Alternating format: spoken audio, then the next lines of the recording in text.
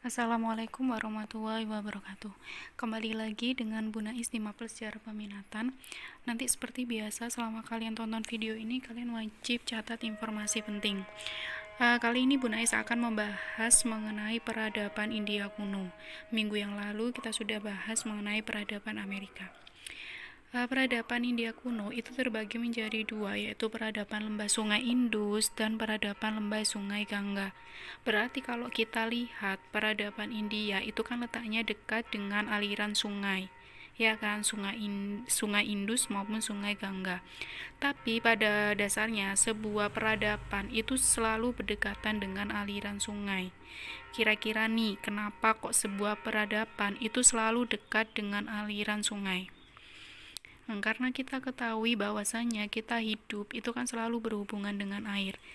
Kita mandi, minum, makan, cuci baju, buang hajat itu kan selalu membutuhkan air. Begitu juga dengan sebuah peradaban. Sampai sini paham ya? Sekarang kita bahas dulu mengenai peradaban lembah sungai Indus. Peradaban lembah sungai Indus itu berada di sepanjang sungai Indus yang kini menjadi bagian dari wilayah Pakistan. Wilayah ini itu didiami oleh bangsa Dravida yang merupakan suku asli dari India. Bangsa Dravida itu sendiri memiliki beberapa ciri-ciri umum, di antaranya tuh kulitnya hitam, bibir tebal, terus hidungnya pesek, postur tubuhnya itu pendek, berbadan tegap, dan rambutnya itu ikal atau keriting. Biasanya kalau di film-film India itu yang jadi polisi-polisi, kan biasanya yang jadi polisi itu tubuhnya gendut, terus hitam, ya kan? Peradaban terbesar yang ada di daerah ini itu didukung dengan adanya keberadaan dua kota, yaitu kota Mohenjo-daro sama kota Harappa yang dibangun oleh bangsa asli Dravida. Para ahli itu meyakini bahwa pusat peradaban Mohenjo-daro itu terletak di lembah Indus yang berada di timur Sungai Indus, tepatnya di Provinsi Sindhu, Pakistan. Sedangkan kota Harappa itu terletak di Provinsi Punjabi, yaitu India. Berdasarkan penelitian arkeologi yang dilakukan dengan penentuan karbon, bahwa keberadaan kota Mohenjo-daro dan kota Harappa itu berada sekitar 2000 sampai 3000 tahun sebelum Masehi. Di reruntuhan kota Harappa yang luasnya kurang lebih 25 km persegi itu banyak ditemukan berbagai perkakas batu yang diyakini berusia sekitar 10.000 tahun. Awal abad ke-20, ada seorang arkeolog dari Inggris yang bernama Marcel itu melakukan penggalian kota kuno Mohenjo-daro sama kota Harappa. Lah menurut Marcel, itu dua kota tersebut itu dihuni sekitar 30 hingga 40 ribu penduduk. Berarti berdasarkan data yang dihasilkan oleh Marcel itu kan bisa kita lihat bahwa jumlah penduduk di dua kota tersebut itu lebih banyak dibandingkan jumlah penduduk kota London, Inggris pada abad pertengahan. Kota ini itu dibagi menjadi dua bagian, yaitu kota pemerintahan dan kota administratif. Kalau kota administratif itu merupakan daerah pemukiman, jadi dijadikan sebagai tempat tinggal penduduk. Sedangkan kota pemerintahan itu adalah wilayah istana kerajaan. Jadi sebagai tempat tinggal para raja, keluarga dari raja, dan juga para bangsawan. Kita lanjutkan mengenai perekonomian masyarakat lembah Sungai Indus. Jadi sistem perekonomian masyarakat lembah Sungai Indus itu sangat bergantung pada pengolahan lahan pertanian di sekitar sungai. Jadi di kawasan sekitar sungai itu para petani itu banyak menanam padi, terus gandum, sayuran, buah-buahan, dan juga kapas. Selain bertani, mereka itu juga beternak. Jadi ada beberapa hewan yang diternakan seperti sapi, kerbau, domba, dan juga babi. Selain pertanian dan peternakan, perdagangan juga merupakan aspek perekonomian penting bagi masyarakat lembah Sungai Indus. Jadi kelebihan hasil pertanian itu membuat mereka dapat melakukan perdagangan dengan bangsa lain, terutama dengan penduduk Mesopotamia. Tapi tetap pusat ekonomi mereka itu terletak ada di bidang pertanian. Bahkan untuk menunjang kegiatan pertanian, mereka itu sudah mampu membuat yang namanya saluran irigasi.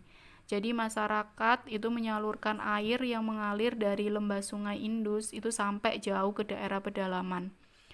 Pembuatan saluran irigasi dan pembangunan daerah-daerah pertanian itu menunjukkan bahwa masyarakat lembah Sungai Indus telah memiliki peradaban yang sangat tinggi. Iptek dan budaya. Masyarakat lembah Sungai Indus itu sudah memiliki ilmu pengetahuan dan teknologi. Kemampuan mereka dapat kita lihat melalui peninggalan-peninggalan budaya yang ditemukan, seperti bangunan kota Mohenjo-daro dan kota Harappa. Terus adanya berbagai macam patung, perhiasan emas, lukisan, dan alat-alat peperangan. Mereka juga sudah membuat barang-barang yang terbuat dari tanah liat, terutama barang-barang peralatan rumah tangga. Selain itu, mereka juga sudah mengenal yang namanya sistem sanitasi kesehatan. Sistem sanitasi kesehatan itu bisa kita lihat dari teknik atau cara pembangunan rumah, di mana mereka itu sudah memperhatikan faktor-faktor kesehatan dan juga kebersihan lingkungan. Rumah mereka itu sudah dilengkapi dengan jendela-jendela yang lebar dan berhubungan langsung dengan udara bebas, sehingga pergantian udara itu cukup lancar. Pemerintahan masyarakat lembah Sungai Indus itu berbentuk kerajaan yang dipimpin oleh seorang raja. Peradaban lembah Sungai Indus itu sendiri di bawah naungan kerajaan Maurya. Jadi ada dua raja yang pernah memerintah kerajaan Maurya. Yang pertama yaitu Chandragupta Maurya. Jadi Chandragupta Maurya itu merupakan raja pertama dari kerajaan Maurya. Pada masa pemerintahannya, daerah kekuasaan kerajaan Maurya itu berhasil diperluas ke arah timur, sehingga sebagian besar daerah India bagian utara itu menjadi bagian dari kekuasaannya. Bahkan dalam waktu singkat, wilayah kerajaan Maurya itu sudah mencapai daerah yang sangat luas, yaitu daerah Kashmir di sebelah barat dan lembah Sungai Gangga di sebelah timur. Setelah Chandragupta Maurya, kerajaan Maurya itu dipimpin oleh Asoka. Jadi Asoka itu merupakan cucu dari Chandragupta Maurya. Pada masa pemerintahannya, kerajaan Maurya itu mengalami masa yang gemilang. Jadi Kalingga dan Deccan itu berhasil dikuasainya.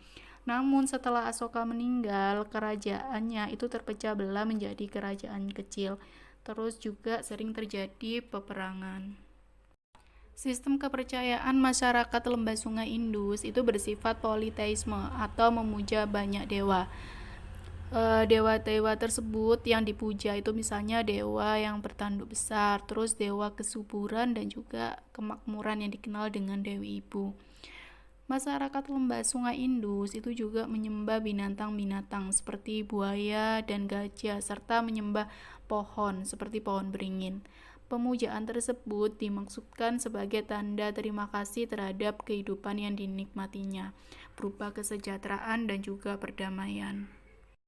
Peradaban Sungai Indus itu runtuh akibat adanya serbuan bangsa Arya tahun 1000 sebelum Masehi melalui Celah Khyber.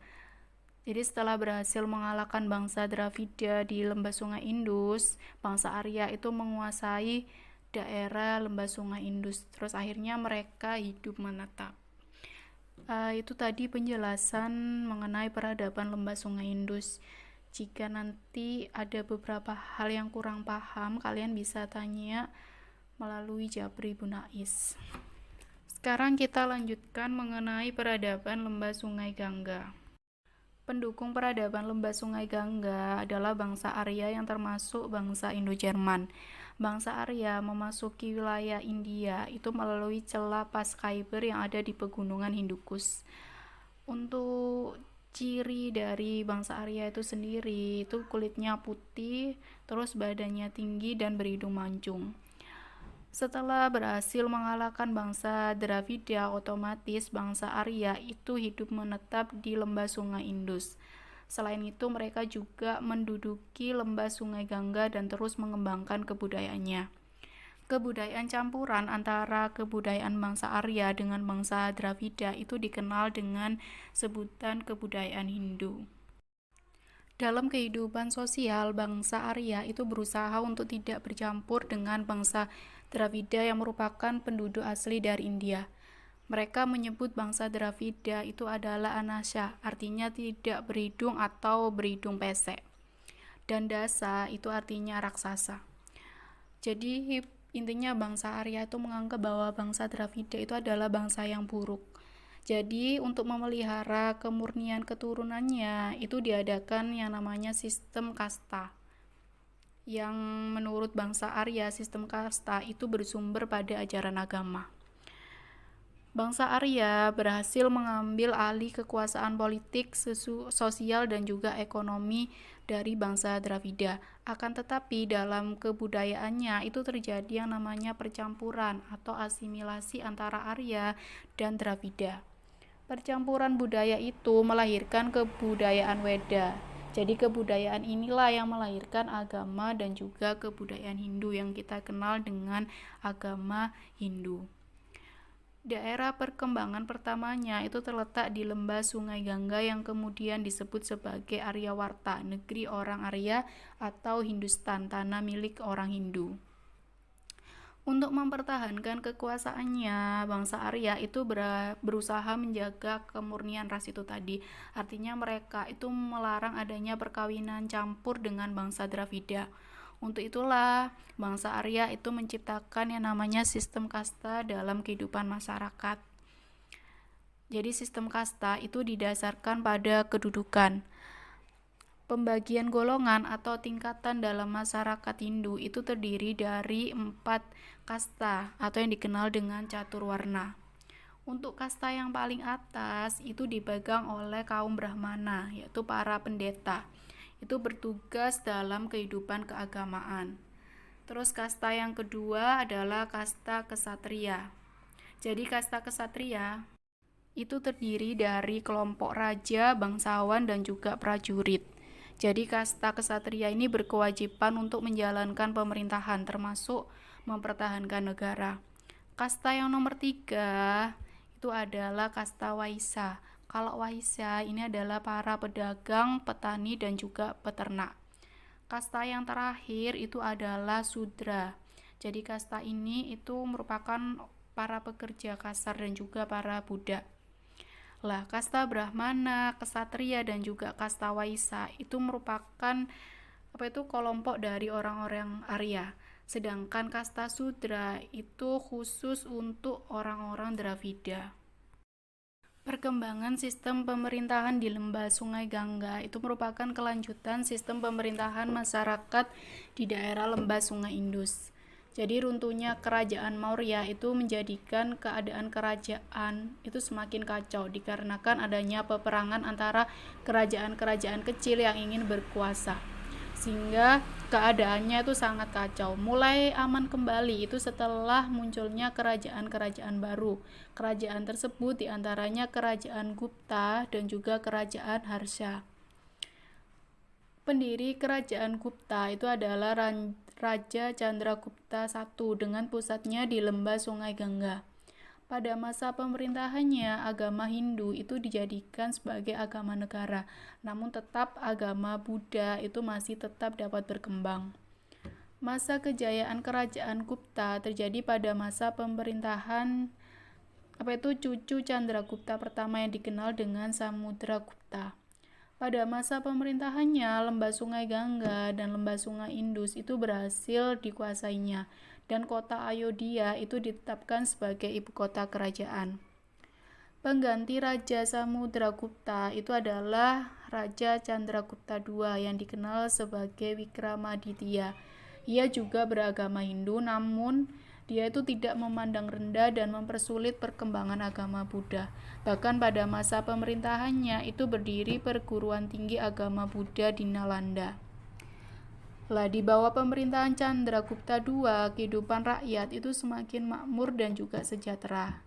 Namun dalam perkembangannya, kerajaan Gupta itu mengalami kemunduran setelah meninggalnya Raja Chandragupta II. Jadi India itu mengalami masa kegelapan selama kurang lebih 2 abad. Setelah kerajaan Gupta hancur, yang kedua itu adalah kerajaan Harsha. Jadi setelah mengalami masa kegelapan, baru pada abad ke-7 Masehi itu muncul kerajaan Harsha dengan rajanya yaitu Harsawardhana. Jadi ibu kota kerajaan Harsha itu adalah Kanai. Harsawardhana itu merupakan seorang pujangga besar. Jadi pada masa pemerintahannya, kesusastraan dan juga pendidikan itu berkembang dengan pesat. Raja Harsa pada awalnya itu memeluk agama Hindu, tapi kemudian akhirnya dia memeluk agama Buddha. Di tepi sungai Gangga itu banyak dibangun wihara dan juga stupa, serta dibangun tempat penginapan dan juga fasilitas kesehatan. Terus Raja Harsa itu juga memperbaiki dan juga membangun candi-candi baru. Di lembah sungai Gangga itu berkembang yang namanya kebudayaan Hindu, baik itu di wilayah India maupun di luar India. Masyarakat Hindu itu memuja banyak dewa, yaitu politeisme. Jadi kayak dewa Bayu, dewa angin, terus dewa Baruna, dewa laut, dan juga dewa Agni yang dikenal dengan dewa api dan lain sebagainya. Dalam agama Hindu itu kan dikenal dengan sistem kasta, pembagian kelas sosial. Lah dalam perkembangan selanjutnya, sistem kasta inilah itu yang menyebabkan munculnya agama Buddha yang dipelopori oleh Siddhartha Gautama. Untuk mengenai agama Hindu sama agama Buddha sendiri itu kan nggak perlu Bunda jelaskan lebih rinci, karena kemarin kan kalian sudah dapat materi di sejarah Indonesia. Lahirnya setelah Siddhartha Gautama itu mendirikan agama Buddha, akhirnya agama Buddha itu mulai menyebar ke masyarakat India. Lah peradaban Sungai Gangga itu meninggalkan beberapa bentuk kebudayaan yang tinggi seperti kesusastraan, seni pahat, dan juga seni patung. Peradaban dari lembah sungai ini kemudian menyebar ke daerah-daerah lain di Asia termasuk juga di Indonesia. Jadi pengaruhnya itu bisa sampai ke Indonesia, ya kan? Buktinya apa? Buktinya agama Hindu dan agama Buddha itu juga dikenal di Indonesia. Oke, sampai sini mengenai peradaban India, baik itu peradaban lembah sungai Indus maupun lembah sungai Gangga. Oke, sampai ketemu minggu depan. Semoga minggu depan kita bisa tatap muka, ketemu langsung di sekolah. Ingat ya, tetap stay di rumah dan selalu jaga kesehatan. Assalamualaikum warahmatullahi wabarakatuh.